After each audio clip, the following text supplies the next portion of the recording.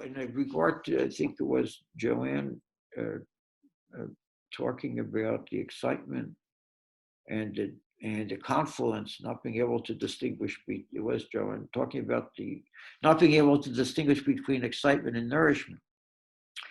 And Fairbairn, remember Fairbairn, where he distinguished between the exciting object and the good object. He made that distinction. What the hell was he talking about? There's a lot of wonder. Did only the British school know what he was talking about? You know, excitement, the destructive aspects of excitement, and the nourishing aspects of what he called the good object.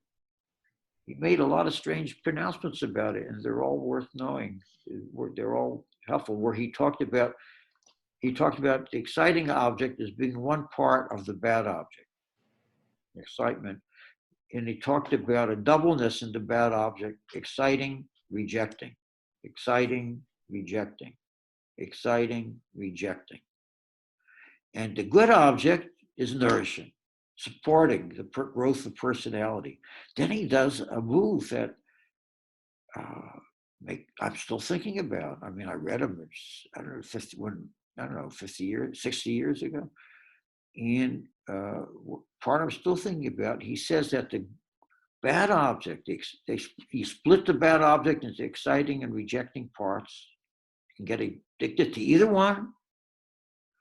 You split the bad, and as divide and conquer, he says.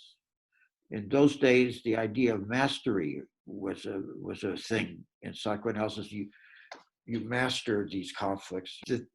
And then he said that these things are represented in the psyche: bad object representations, bad object images, bad object structures.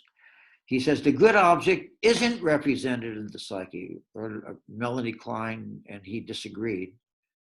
Obviously, the good object is represented in the psyche, but he said it wasn't. Why did he say that? He said, it's hard to, I'm still thinking about it. He seemed to be saying that the bad objects are represented because the repetition compulsion and the negative transferences, the negative behaviors and so on, how you screw yourself up in life. That's sort of structured there and you have to learn how to do. But the good object isn't represented. There wasn't a need to represent it. It wasn't doing anything bad to you, so you didn't have to make a structure for it. It was just good. It was just good and upheld the personality. And it's just something that it's like a grace. It's like a moment of grace. It just happens. You don't have, it's hard to get a represent. This is great. This is the grace object. That spoils the grace.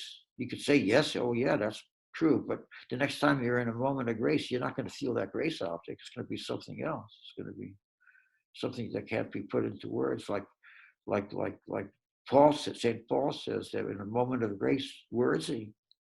I'm not my mind. I'm not my body. Where am I? It's just, I'm in grace.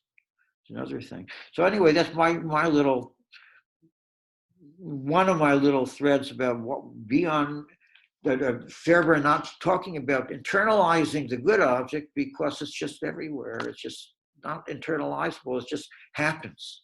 It just happens. Well, it's not my belief exactly, but it's interesting to meditate on. Because I do think we internalize good object, like Melanie Klein says, to offset the bad. And as Buddhism says, it's intrinsic. Basic goodness is intrinsic. All higher religions, so-called higher religions, say the same thing on that. It's basically, I'm bad. But goodness is deeper. Even when Catholicism was being born, you can't get any better than that.